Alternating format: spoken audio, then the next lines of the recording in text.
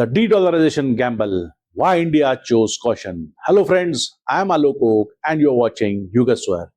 For decades, one currency has quietly dominated the world, be it oil, global trade, financial markets, or even economic sanctions.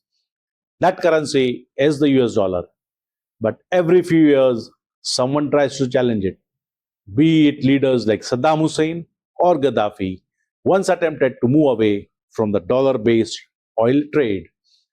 Their stories ended dramatically. Was it a coincidence or a reminder of how powerful the global financial system really is?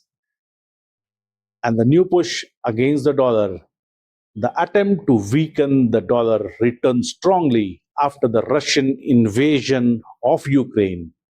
When Western sanctions hit Russia, Moscow began exploring alternatives to the global financial network, SWIFT. China promoted its own system called Cross-Border Interbank Payment System, hoping to reduce dependence on Western financial infrastructure. And at the same time, countries within BRICS began discussing ways to reduce reliance on dollar. And for a moment, it seemed the world is moving towards de-dollarization. India's different strategy as India chose a different path. Under Narendra Modi, India did not aggressively try to replace the dollar. Instead, India adopted a strategy of de-risking and not de-dollarization. India encouraged rupee-based trade with select partners, diversified foreign exchange, reserves and signed bilateral currency agreements. But India avoided a complete break from dollar. And why?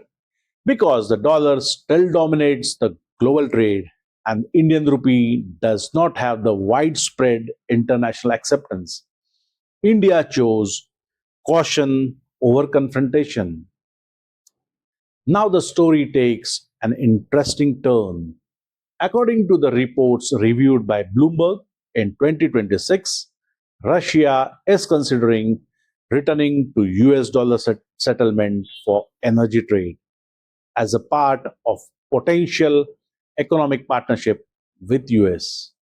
If this happens, it would mark a major shift from Russia's earlier push for de-dollarization, and it could definitely weaken China's effort to promote yuan internationally through systems like CIPS.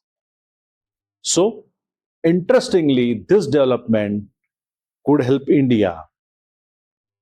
India imports massive amount of energy and defense equipments from Russia, but there's a huge trade imbalance. India imports around $63 billion from Russia but exports less than $5 billion. Using dollar settlements could simplify payments, reduce financial complications, and lower the risk of sanctions on the Indian banks. In other words, India's cautious strategy may be paying off. But here's the real question. Is the world truly ready to move away from the dollar? Or will dollar remain the backbone of global trade for decades to come? And tell me what you think about it in the comment section. If you enjoy such deep dives into geopolitics and global finance and India's strategic decisions, don't forget to like the video, subscribe the channel and share it with your friends and family.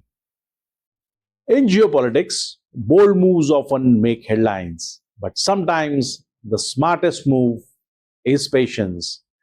And in the global financial chessboard, India seems to have played this move perfectly.